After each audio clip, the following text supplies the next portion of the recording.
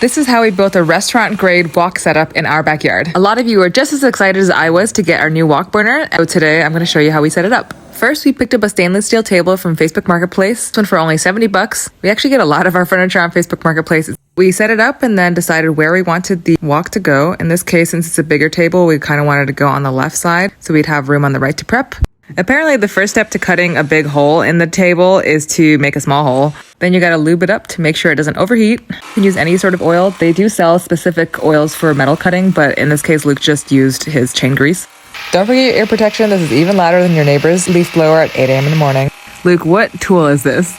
This is a jigsaw. And do you need to put like a special blade on it to make it cut metal? Yes, it's using a metal cutting blade. Any blade that can cut metal is usually labeled HSS or high-speed steel. Do you have to use a jigsaw or can you use a different tool? You could use a reciprocating saw or a sawzall. Okay. It would be harder to cut. A jigsaw can cut finer details. You have more control with a smaller blade. Okay. A sawzall is not for fine detail work. Use a jigsaw if you want your cut to be smooth and accurate. I was really worried that cutting a giant hole in this table would ruin the structural integrity of the table, like maybe it would cave, but actually it was totally fine. Steel is quite strong.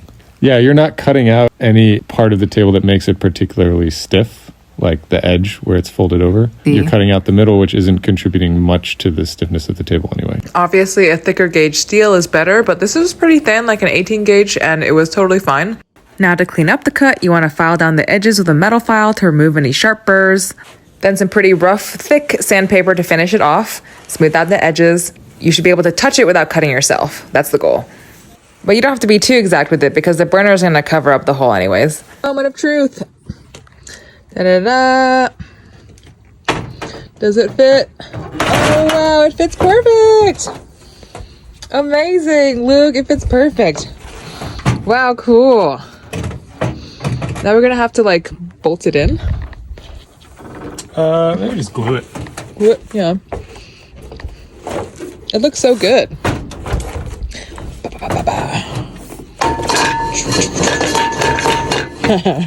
Probably stay like well enough. We didn't end up gluing it or bolting it down. It turns out even when we stir fry pretty vigorously on it, it doesn't move much, so we just left it the way it is.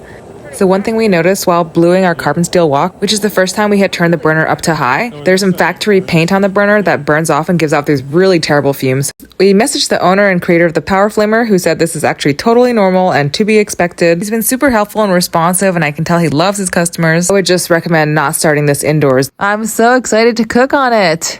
What should we make first? I'm honestly pretty